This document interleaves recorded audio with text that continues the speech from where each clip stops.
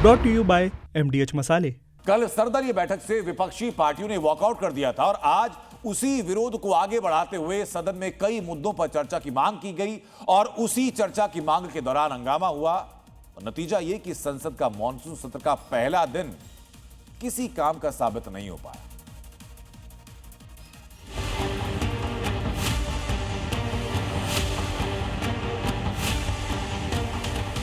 जहां तर्क होते हैं वहां तूफान के लिए जगह नहीं होती।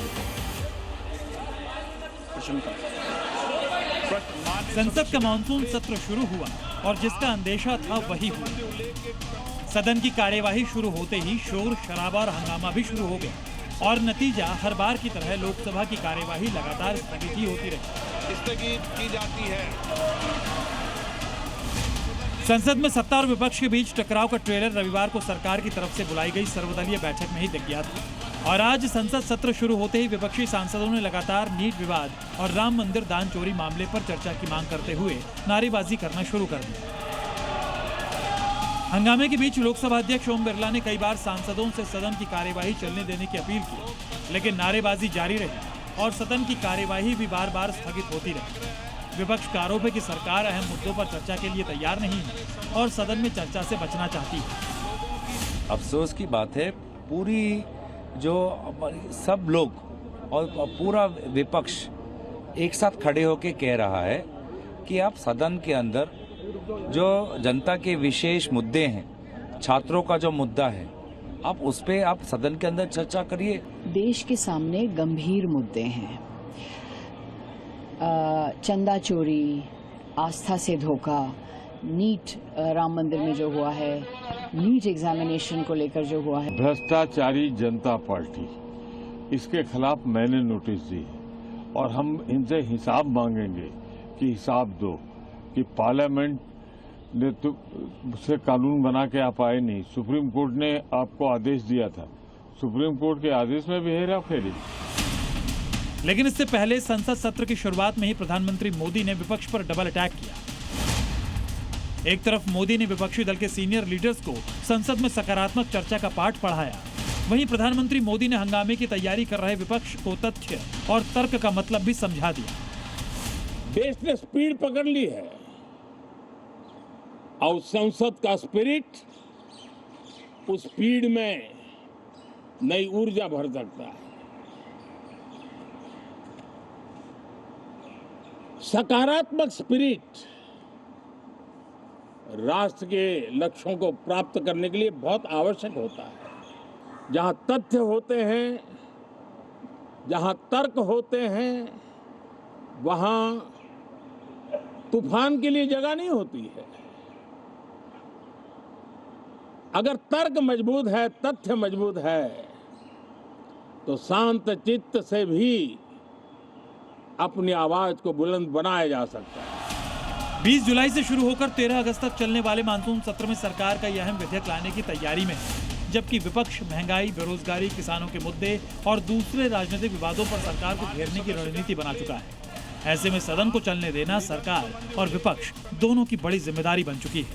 सबका बहुत बहुत धन्यवाद। ब्यूरो रिपोर्ट, जी मीडिया। MDH की देगी मिर्च, देगी मिर्च का तड़का, अंग अंग फड़का। MDH की देगी मिर्च। और दिल्ली से बड़ी खबर है, दिल्ली पुलिस के कई जवान घायल हुए हैं। CGP प्रोटेस्ट के दौरान ये जवान घायल हुए। पैरामिलिट्री फोर्सेस के भी कई जवान घायल हुए हैं। पुलिस और CAPF के करीब 50 जवान घायल हुए हैं। दिल्ली पुलिस के सूत्र ये जानकारी दे रहे हैं कि ये घायल हुए जवानों की संख्या और घायल हुए जवानों की तस्वीरें भी आपको दिखा रहे हैं। कॉकरोच जनता पार्टी की तरफ से आज जो प्रोटेस्ट का आह्वान किया गया था, संसद मार्च का आह्वान किया गया था, वो कहा गया था कि बहुत शांतिपूर्ण है, लेकिन कितना शांतिपूर्ण वो यथार्थ में रहा है, उसकी तस्वीरें, उसके आंकड़े दोनों में आपको दिखा रहा हूं। एक तरफ संसद के अंदर हंगामा हुआ, दूसरी तरफ संसद के बाहर कॉकरोच जनता पार्टी ने हंगामा किया।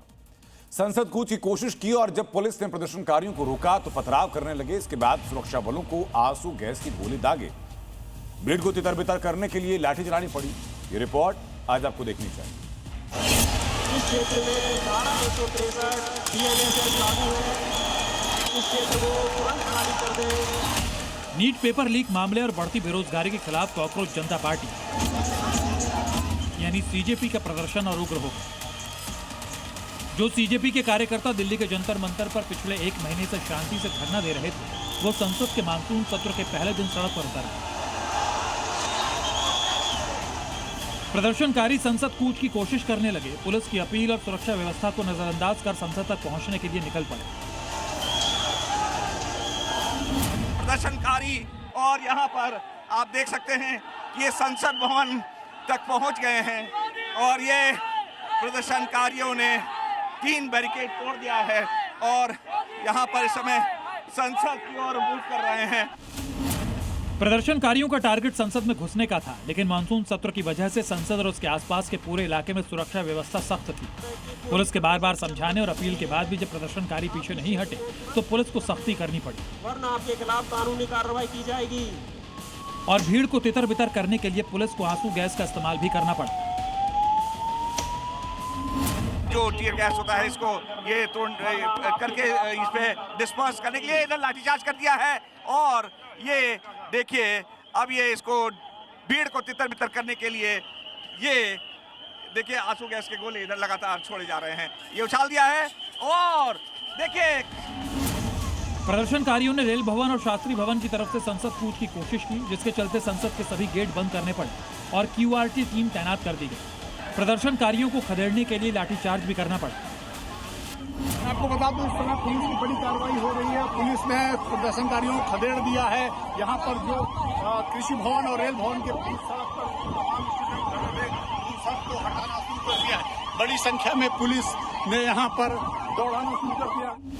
संसद मार्ग के पास पुलिस और प्रदर्शनकारियों के बीच झड़प भी हुई। इस दौरान पथराव में कई जवान घायल हो गए, यानी संसद के अंदर और बाहर दिन भर हंगामा रहा। विपक्षी प्रदर्शनकारियों पर लाठीचार्ज के बहाने सरकार को घेरता नजर आया। हम सब कह रहे हैं डिस्कस करो, एजुकेशन पॉलिसी में प्रॉब्लम्स हैं, बड़े बड़े इश्यूज हैं, आप डिस्कस करने के लिए राजी नहीं है और बच्चों पे आप टीयर गैस कर रहे हो और उनकी पिटाई कर रहे हो। किस लिए? बच्चे हमारे।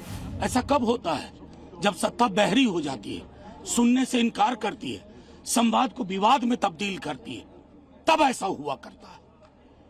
बच्चे में क्या चांद सितारे मांग रहे थे क्या? अब ये भी जान लीजिए कि आखिर सीजेपी ने सरकार के खिलाफ मोर्चा क्यों खोला है, जिस पर सियासी पारा भी हाई है। दरअसल सीजेपी की 3 मुख्य मांगे हैं। नीट पेपर लीक की निष्पक्ष जांच और जवाबदेही तय हो, केंद्रीय शिक्षा मंत्री धर्मेंद्र प्रधान के इस्तीफे की मांग है और देश में लगातार बढ़ती बेरोजगारी के खिलाफ सीजेपी प्रदर्शन कर रही है।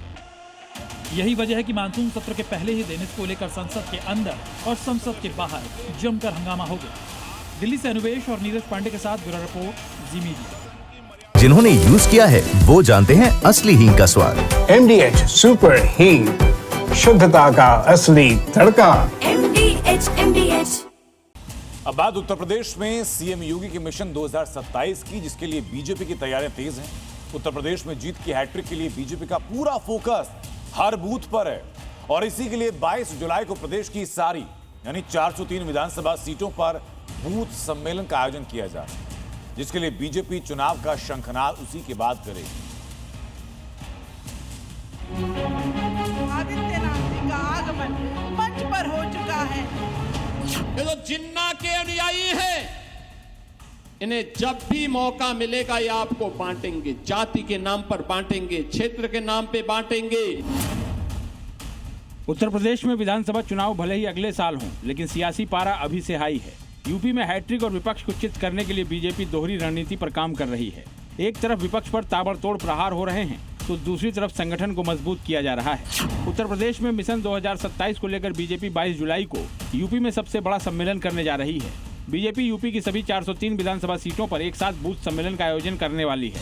भाजपा उत्तर प्रदेश में 22 जुलाई को एक साथ हर एक विधानसभा में बूथ सम्मेलन करने जा रही है। इसको लेकर बीजेपी ने अपने तमाम दिग्गजों के कार्यक्रम भी तय कर दिए हैं। बीजेपी इस बूथ सम्मेलन के जरिए ग्राउंड जीरो पर संगठन को धार देने की कोशिश करेगी। इस दौरान जिले के हर बूथ की डिटेल ली जाएगी, साथ ही तैयारियों की समीक्षा की जाएगी। सम्मेलन में बूथ अध्यक्षों का सत्यापन भी किया जाएगा और इसके आधार पर चुनावी प्लान तैयार होगा। इन बूथ सम्मेलनों के जरिए बूथ अध्यक्षों का सत्यापन भी किया जाएगा। मौके पर ही बूथ अध्यक्षों से उनके बूथ की जो स्थिति है उसके बारे में जानकारी ली जाएगी और अगर बूथ अध्यक्ष जानकारी नहीं देगा तब तुरंत ही जिला अध्यक्ष को इसको लेकर नोटिस जारी किया जाएगा। इस बूथ सम्मेलन में खुद सीएम योगी, विधायक, विधानसभा प्रभारी मौजूद रहेंगे। CM Yogi Adityanath Gorakhpur, deputy CM Keshav Prasad Maurya Bareilly, deputy CM Brajesh Pathak Shahjahanpur, प्रदेश अध्यक्ष पंकज चौधरी सीतापुर, प्रदेश महामंत्री धर्मपाल सिंह वाराणसी, मंत्री भूपेंद्र चौधरी बुलंदशहर में मौजूद रहेंगे और कार्यकर्ताओं को मिशन 2027 के लिए टिप्स देंगे। बूथ स्तर की तैयारी के लिए हमारे माननीय प्रदेश अध्यक्ष आदरणीय पंकज चौधरी जी और प्रदेश महामंत्री संगठन आदरणीय धर्मपाल जी हर जिले प्रवास कर रहे हैं। जिले के पदाधिकारियों कार्यकर्ताओं के साथ लगातार वो संवाद और संपर्क कर रहे हैं। बूथ लेवल के साथ बीजेपी का फोकस उत्तर प्रदेश की उन सीटों पर भी है जहां पर 2022 में विपक्ष को बढ़त मिली थी, यानी जो सीट बीजेपी हार गई थी।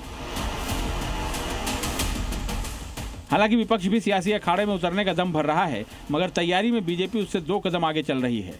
यूपी में कांग्रेस और समाजवादी पार्टी साथ साथ होने का दावा कर रहे हैं, लेकिन तस्वीर अभी भी साफ नहीं है।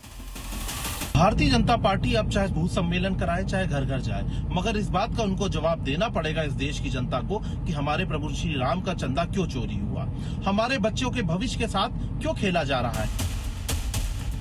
यानी विपक्ष अभी चुनावी मुद्दे और गठबंधन पर ही बात कर रहा है, लेकिन बीजेपी का हैट्रिक प्लान तैयार है। चुनाव से ठीक पहले सबसे बड़ा बूथ सम्मेलन इसका ट्रायल है। कहा जा सकता है कि बूथ पर बीजेपी ने पूरी तरह से फोकस कर लिया है और 22 तारीख को एक बड़ा कार्यक्रम कर बीजेपी बूथ को मजबूत करेगी। लखनऊ से विशाल रघुवंशी के साथ ब्यूरो रिपोर्ट, जी मीडिया। अब छोलिया हो या लोबिया, सफेद चने या काले चने, सब कुछ मजेदार बने।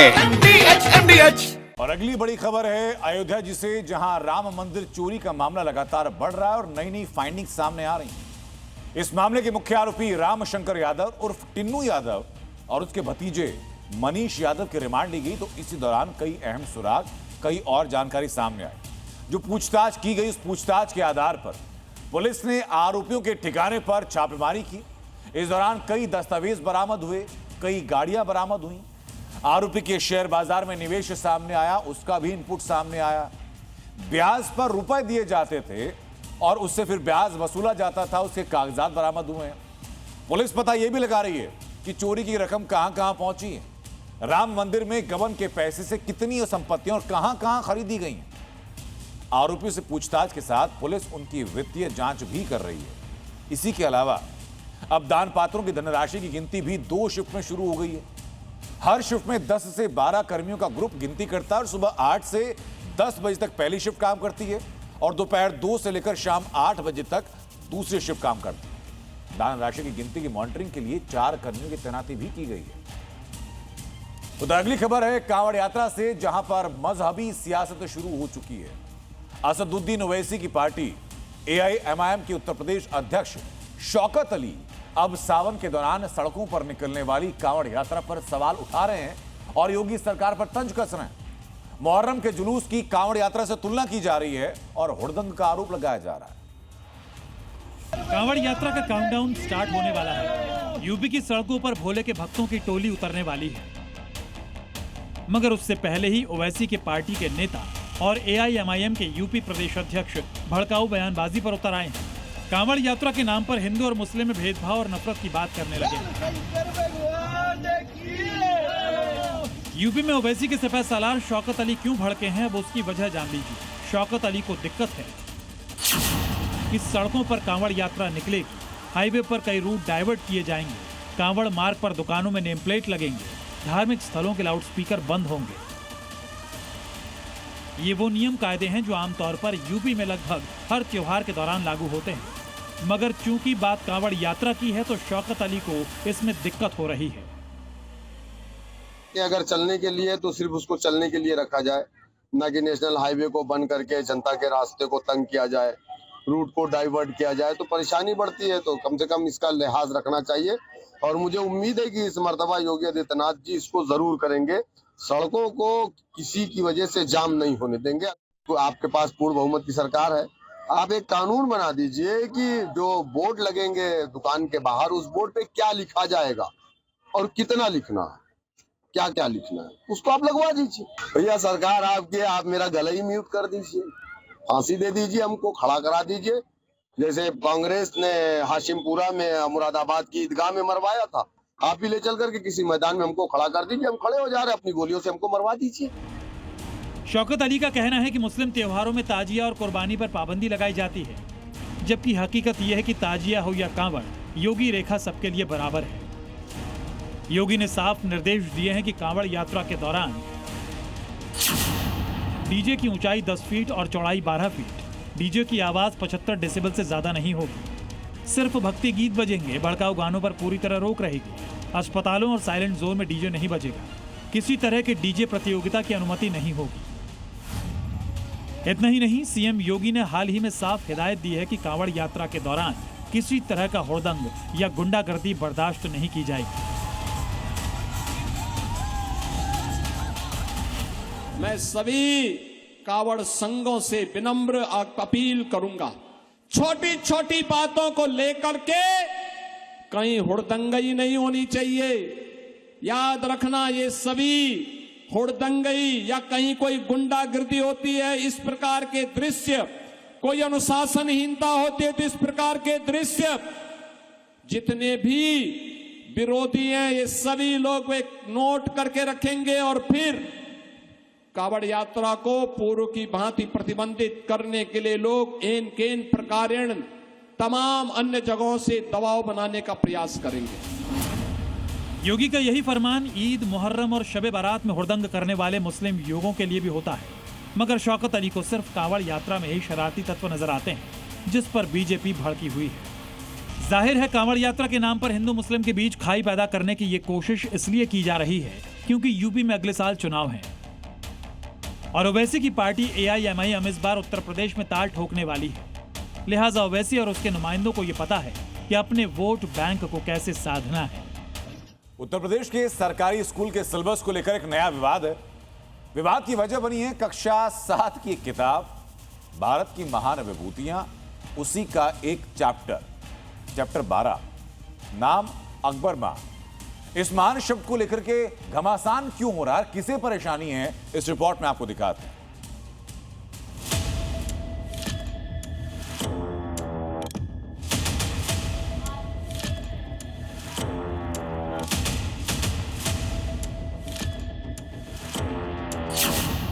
अकबर महान या आक्रांता, यूपी में नया संग्राम छिड़ा। आजादी के इतने वर्षों बाद हम आज तक ये तय नहीं कर पाए कि भारत में अकबर महान था या एक क्रूर शासक। यूपी बोर्ड की किताब में विवाद का नया चैप्टर। इतिहास के दौर पर बच्चों को बताना चाहिए है, इसमें कोई हर्ज की बात नहीं। मुस्लिम धर्मगुरु यूसुफ अब्बास के लिए भले ही अकबर को महान बताना हर्ज की बात ना हो, लेकिन शिवाजी सिन्हा को बर्दाश्त नहीं हुआ। यूपी के सरकारी स्कूलों में कक्षा 7 के पाठ्यक्रम में शामिल अकबर महान चैप्टर पर नया विवाद है। मुजफ्फरनगर में शिवाजी सिन्हा ने इसके विरोध में मोर्चा खोला। शिवाजी सिन्हा ने वार्निंग दी कि अगर पाठ्यक्रम से अकबर महान का चैप्टर बदला नहीं गया तो पूरे यूपी में बड़ा आंदोलन होगा। ये कक्षा 7 की एक पुस्तक है जिसका पाठ्यक्रम है अकबर महान, और भारत के अंदर आज़ादी के इतने वर्षों बाद हम आज तक ये तय नहीं कर पाए कि भारत में अकबर महान था या एक क्रूर शासक। जिसकी आप बात कर रहे हैं, उस अकबर द्वारा क्रूरता की कई सारी लिखित प्रमाणित इतिहास में है, उसे आज महान बताना ये इतिहास के साथ धोखा है। हमारा कहना यह है जो इतिहास है वो सच्चा सामने आना चाहिए, जिससे आने वाली जो नस्लें हैं वो अपना भविष्य निर्माण कर पाए। अगर गलत इतिहास पढ़ाया जाएगा तो आने वाली नस्लें बर्बाद होंगी और हम इसका विरोध करने निकले हैं। उसका शिवाजी सिन्हा ने सीधे शिक्षा व्यवस्था और इतिहास के पन्नों पर सवाल उठाए और कुछ ऐतिहासिक तथ्य बताए कि मैं इस क्रूर शासक अकबर को मेवाड़ की भूमि पर पनपने नहीं दूंगा। उन्होंने कितना संघर्ष किया, आज हम उनके संघर्ष को त्याग देंगे अगर अकबर को महान हम बताएंगे। ये उनके लिए गलत होगा, उन माताओं के लिए गलत होगा जिन्होंने अग्नि में जौहर स्नान किया है, जिन्होंने रणभूमि में अपना रक्त बहाया है, शीश कटाए हैं, उन सब के लिए गलत होगा अकबर महान कहना। चित्तौड़गढ़ पर आक्रमण के बाद 40,000 निहत्थे और बेकसूर लोगों का कत्लेआम किया गया। पानीपत के दूसरे युद्ध के बाद हेमू विक्रमादित्य की हत्या और उनके पिता को धर्म परिवर्तन न करने पर मार डालना, अपने संरक्षक बैरम खां पर झूठा राजद्रोह का आरोप लगाकर उनकी हत्या करवाना, इतिहास के इन काले पन्नों को छिपाकर अकबर का महिमा मंडन करना। जब अकबर द्वारा चित्तौड़ पर आक्रमण किया गया, 4 महीने तक वहां पर राजपूत महिला और योद्धा वहां पर रहे, उनकी रसद पानी खत्म हुई, युद्ध का निर्णय हुआ, युद्ध हुआ। और युद्ध से पहले आप ये देखिएगा 13,000 महिलाओं ने, जिनके गर्भ में बच्चियां थी, बूढ़ी महिलाएं, इन सब ने अग्नि में जौहर किया। शिवाजी सेना के अध्यक्ष चर्चित आर्य ने यह भी पूछा कि अगर अकबर महान था तो महाराणा प्रताप कौन थे। यूपी के सरकारी स्कूलों में कक्षा 7 के कोर्स में भारत की महान विभूतियां एक किताब, जिसमें अकबर महान नाम का पाठ 12 है। इसी को लेकर विवाद है। शिवाजी सेना का इस मामले में कहना यह कि अकबर एक क्रूर शासक था, लेकिन इस अध्याय में अकबर को महान बताया गया, जो गलत है। हालांकि अब भी स्कूलों में ये पाठ्यक्रम पढ़ाया जा रहा है। इस पर शिक्षक और छात्र क्या कहते हैं, ये सुनिए। मैंने भी जो चैप्टर्स पढ़ाए हैं बच्चों को, एक बहुत प्रसिद्ध महिला हुई हैं भारत में प्राचीन समय में, गार्गी, तो वो बहुत विद्वान थी, उनके बारे में बताया गया है चैप्टर में। दूसरे अकबर हुए हैं, एक राजा, बहुत महान राजा हुए हैं, उनके विषय में चैप्टर में बताया गया, तो वो मैंने नहीं बताया है। अच्छा, और क्या क्या अच्छा लगा? गार्गी के बारे में? गार्गी के बारे में भी अच्छा लगा। हाँ, अकबर के बारे में उन्होंने किसी के भेदभाव में नहीं करा, मतलब मुस्लिम हिंदू के भेदभाव में, वो एक दूसरे को मनाना चाहते थे। सेना विरोध में हो, लेकिन मुस्लिम धर्मगुरु यूसुफ अब्बास को इस पर कोई हर्ज नजर नहीं आता। किसी के विरोध से आप पाठ्यक्रम से हटा दीजिए और बच्चों को इतिहास ना मालूम हो आपके जज्बात की वजह से, मेरे ख्याल से ये बिल्कुल गलत है। अब सवाल ये कि क्या अकबर महान था या ये इतिहास का एक भ्रम है? मुजफ्फरनगर से ब्रजेश तिवारी के साथ ब्यूरो रिपोर्ट, जी मीडिया। एक दान, 3 स्कूल और 100 साल की विरासत का सबसे बड़ा हिसाब। हरियाणा का हिसार आज एक ऐसे सवाल का जवाब मांग रहा है जो शिक्षा के मंदिर और समाज के भरोसे से जुड़ा है। नागौरी गेट का ऐतिहासिक आर्य समाज मंदिर परिसर, जो कभी हजारों बच्चों के भविष्य की नींव रखता था, आज बदहाली, वीरानी और सवालों के घेरे में।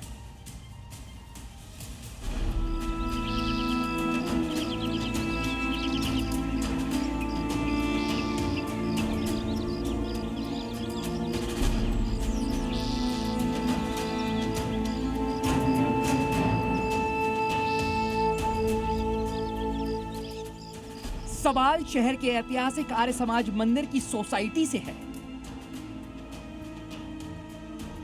सोसाइटी के प्रबंधन से है, प्रबंधन की कार्यशैली पर है। सवाल भरोसे का भी है, तो जवाब देना होगा, क्योंकि हिसार अब हिसाब मांग रहा है। बात एक सदी पुरानी है। समाज सेवी लाला चंदूलाल तायल ने शिक्षा के प्रसार के लिए करीब 8 एकड़ जमीन दी थी। 1918 में इमारत बनी और इस पवित्र जमीन पर 3 बड़े शिक्षण संस्थान खड़े हुए। सीवीए स्कूल, डीएन मॉडल स्कूल और जगन्नाथ कन्या विद्यालय। इस वक्त मैं जहां खड़ा हूं, यह डीएन मॉडल स्कूल है। यह स्कूल कोरोना काल में यानी 2020 में पहले लॉकडाउन के समय बंद हो गया। तकरीबन 300-350 के आसपास यहां पर बच्चे पढ़ते थे। ये सबसे बड़ा और इंग्लिश मीडियम स्कूल था डीएन मॉडल स्कूल। तकरीबन 25 टीचर थे, सारी व्यवस्था थी। बिल्डिंग अब जर्जर हो रहे हैं, लेकिन आखिर क्या वजह थी कि संस्था ने यह फैसला लिया कि इस स्कूल को बंद कर दिया जाए। यहां से निकले छात्रों ने देश के कोने कोने में हिसार का नाम रोशन किया, लेकिन वक्त बदला, प्रबंधन के तौर तरीके भी। नतीजा यह हुआ कि आज 2 संस्थान पूरी तरह से बंद हो चुके हैं। जिस परिसर में खिलखिलाते बच्चे होने चाहिए थे, वहां अब ताले और सन्नाटा पसरा हुआ है। जो सारी गड़बड़ियां होती थी वो इसी सिस्टम में होती थी। स्कूल में पढ़ाई होती थी, स्टाफ अच्छा था, लेकिन जो भी प्रिंसिपल रखे गए वो कोई सेक्रेटरी की सलाह से नहीं रखे जाते थे, वो ऊपर से थोपे जाते थे। आर्य समाज नगर के प्रधान होते थे, उनके यहाँ से थोपे जाते थे। पूर्व राज्यसभा सांसद डॉक्टर सुभाष चंद्रा ने भी अपनी सांसद निधि से खेल का मैदान बनवाया था। इस पूरे विवाद पर उन्होंने प्रेस कॉन्फ्रेंस कर जोरदार हमला बोला। अपने पिता के निधन के शोक के बावजूद वो मीडिया के सामने आए और प्रबंधन पर गबन और धांधली के गंभीर आरोप लगाए। मेरे स्वर्गीय पिताजी नंदकिशोर जी गोयनका का निधन पर तो शोक व्यक्त कर रहे हैं, लेकिन एक दुर्भाग्यपूर्ण विषय हिसार का बहुत समय पहले से मेरे संज्ञान में लाया गया था। उस समय के आर्य समाज सभा के अध्यक्ष को मैंने फ़ोन भी किया, उनसे संपर्क भी कई बार करने की प्रयास किया कि उन्होंने कोई फ़ोन का जवाब भी नहीं दिया और ना ही वो फ़ोन पर आए। सवाल इसलिए भी उठ रहे हैं क्योंकि दान जब शिक्षा के लिए दिया गया था तो फिर 2 संस्थान बंद क्यों हो गए? किस परिस्थिति में बंद हुए? क्या दानदाता की मूल भावनाएं सुरक्षित रह पाई? और आखिर इस पूरी विरासत का हिसाब कौन देगा? 12 महीने से इंक्वायरी चलते हुए हो गई, तो भी अब ये कम से कम भी 18-20 तारीखें पड़ चुकी। ये आर्य जी स्कूल के प्रिंसिपल और अधिकारी उपाध्यक्ष पुराने आर्य समाज के सब लोग जाते रहे हैं इस तारीखों पर, तो एसडीएम हिसार ने अभी तक कोई निर्णय नहीं लिया। साफ है जिस एसडीएम को जांच की जिम्मेदारी दी गई थी तो क्यों नहीं हुई? सवाल ये भी है कि अब तक एडमिनिस्ट्रेटर की नियुक्ति क्यों नहीं की गई? अल्टीमेटली इस पिछले 7 दिन में ये निकल के आया कि इन्होंने जा कर के झूठ साच बोल करके मुख्यमंत्री श्री नायब सिंह सैनी को अपने सैनी होने का एक नाजायज़ लाभ लेकर के फ़ोन करवाया गया है, जिसके कारण से ये एडमिनिस्ट्रेशन उस पर कोई निर्णय नहीं ले सका है। जिस जमीन पर कभी विद्या की देवी का वास था, जहां हर सुबह सैकड़ों बच्चों की प्रार्थना गूंजती थी, आज वहां सिर्फ खामोशी का राज है। इमारतें पुरानी हो गई हैं। प्रबंधन की ऐसी कौन सी मजबूरी थी कि एक एक करके 2-2 स्कूलों पर ताले जोड़ दिए गए? मैनेजमेंट के सदस्य आए जो प्रधान श्री देवेंद्र सैनी जी हैं और एक हमारे बुजुर्ग मैनेजमेंट आजकल वो सेक्रेटरी के पद पर आर्य समाज में है, श्री नरेंद्र पाल मिगनानी जी, दोनों आए और उन्होंने सारे स्कूल के अकाउंट को अपने कब्जे में ले लिया। हमने मैनेजमेंट से क्वेश्चन किए हैं, भाई आप ऐसा काम क्यों कर रहे हैं? मैनेजमेंट वो अपने मनमर्जी के चाहते हैं, आर्य समाज पर उनका कब्जा है, सीएबी स्कूल पर उनका कब्जा, जगन्नाथ पर उनका कब्जा है, तो काबिज बने 1992 से एक परिवार का कब्जा चला आ रहा है, तो फिर वो प्रॉपर्टी का जो व्यापार करते होंगे लोग, तो वो कैसे इसको चलाएंगे स्कूल को? वो तो अपना दूसरी नजरों से देख। ये लड़ाई सिर्फ जमीन या इमारत की नहीं, बल्कि हिसार के इतिहास, विश्वास और आने वाली पीढ़ियों के भविष्य की है। आज पूरा हिसार इस ऐतिहासिक विरासत का हिसाब मांग रहा है। कैमरामैन सुनील बिष्ट के साथ परवेश बादशिया, जी मीडिया, हिसार। ऑपरेशन सिंदूर में भारतीय सेना के पराक्रम का सच अब खुद पाकिस्तान के बड़े चेहरे जिनको कहा जाता है वो कबूल रहे हैं। इमरान खान की बहन नौरीन नियाजी ने माना कि भारत के प्रहार से पाकिस्तान का क्या हश हुआ था, तो वहीं सच बोलने पर शहबाज सरकार ने नौरीन को समन भी भेज दिया। या अल्लाह, या खुदा, या मौला, ये क्या कह दिया पाकिस्तान की इस मोहतरमा ने। पाकिस्तान में रहकर मोदी की तारीफ कर दी, मुनीर के मुंह पर करारा तमाचा जड़ दिया, पाकिस्तान के झूठ की हेकड़ी निकाल दी, यानी सीधे सीधे मुनीर एंड कंपनी को नंगा कर दिया। यही कीजिए जनाब, सिर पर हाथ नहीं हथौड़ा मार लीजिए, सिर फोड़ लीजिए। लेकिन सच तो सच ही है कि जब 7 मई की रात भारतीय सेना के जाबाजों ने सरहद पार बैठे आतंकियों को उनके आकाओं की हेकड़ी को मिट्टी में मिला दिया था, ऑपरेशन सिंदूर के 3.5 दिनों में पाकिस्तान के अंदर घुसकर जो हश्र किया उसे पूरी दुनिया ने देखा था। और अब जब धोखेबाज फील्ड मार्शल की साजिश का शिकार होकर जेल में बंद इमरान खान की बहन नौरीन नियाजी ने सच का डोज दिया, तो पाकिस्तानी हुक्मरानों की पूरी जमात छटपटा उठी है। तानाशाही पर आमादा शहबाज सरकार और सेना अब सच बोलने वालों की आवाज दबाने में लग गई है। ऑपरेशन सिंदूर पर सच बोलते ही नौरीन नियाजी अपने ही देश में घिर गई है और इस्लामाबाद के सियासी गलियारों में भारी हलचल मच गई है। पाकिस्तान की national cyber crime investigation agency यानी NCCIA ने नौरीन नियाजी के बयान को आपत्तिजनक बताते हुए समन जारी किया है। NCCIA ने नौरीन पर पाकिस्तानी सैन्य संस्थानों के खिलाफ भ्रामक, आपत्तिजनक और भड़काऊ बयान देने का आरोप लगाकर उन्हें जांच के लिए तलब किया है। लेकिन सवाल यह है कि शहबाज सरकार और मुल्ला मुनीर किस किस की आवाज को दबाएंगे। सच्चाई अब छिपने वाली नहीं है, चाहे पाकिस्तानी हुक्मरान और फौज इसके पीछे छिपने की कितनी भी नाकाम कोशिश कर ले। ये कोई पहली बार नहीं है जब पाकिस्तानी फौज का ऐसा घिनौना चेहरा सामने आया हो। 1999 की कारगिल जंग के दौरान भी पाकिस्तानी सेना अपने ही जवानों को लावारिस छोड़कर भाग गई थी और भारत से अपने ही शहीद सैनिकों के शव तक लेने से साफ इनकार कर दिया था। इस शर्मनाक सच को अब पाकिस्तान के मौलाना खुद सार्वजनिक मंचों पर कबूल कर रहे हैं। नौरीन नियाजी से लेकर फजलुर रहमान तक चीख चीख कर अपने ही मुल्क के भगोड़ों और गद्दारों का सच पूरी दुनिया को बता रहे हैं और बलूचिस्तान से लेकर POK तक मुनीर का जुल्म दिख रहा है। लेकिन सच्चाई ये भी है कि ये बेशर्म चेहरे हैं जिन्हें किसी बात का कोई फर्क नहीं पड़ता और इनकी ही कारगुजारियों ने पाकिस्तान और उसकी आवाम को मक्कार और बेईमान बनाकर रख छोड़ा है। ब्यूरो रिपोर्ट, जी मीडिया। गजा में जारी भीषण जंग और तबाही के बीच न्यूयॉर्क से खबर आई, जिसके बाद हलचल बढ़ गई। न्यूयॉर्क के मेयर जोरान ममदानी ने साफ कहा कि अगर नेतन्याहू सितंबर में UN महासभा के लिए न्यूयॉर्क आते हैं तो उनकी गिरफ्तारी पर विचार किया जाएगा। एक तरफ ट्रंप नेतन्याहू को अपना दोस्त मान रहे हैं तो ममदानी गिरफ्तार करने की धमकी दे रहे हैं। एक तरफ आसमान से बरसती मौत तो दूसरी तरफ मलबे में तब्दील होते शहर।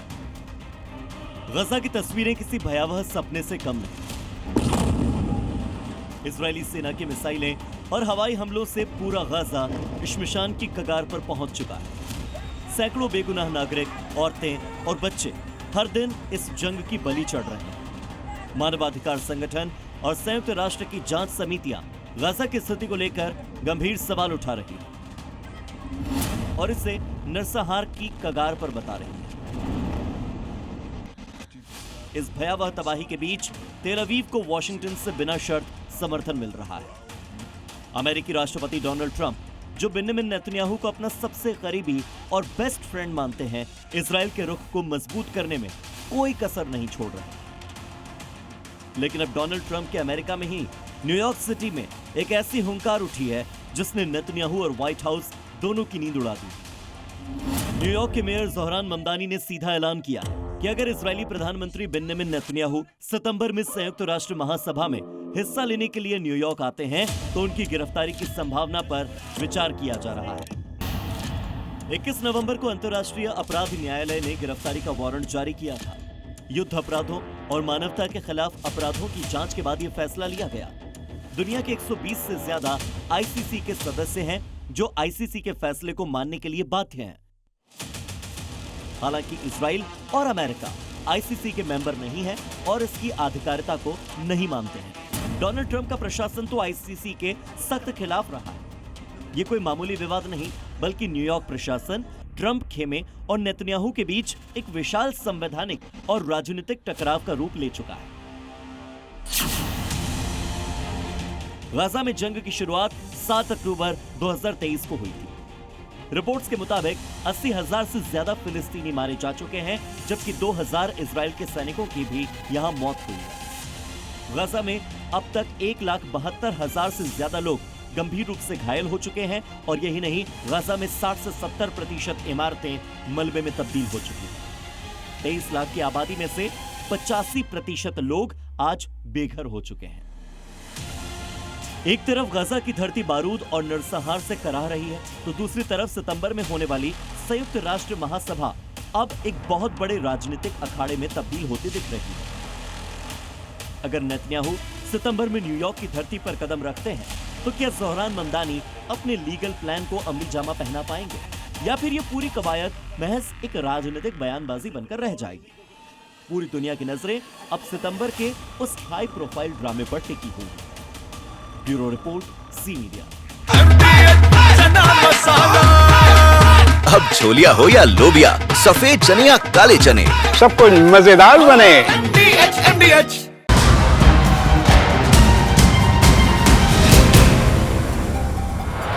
Brought to you by MDH मसाले।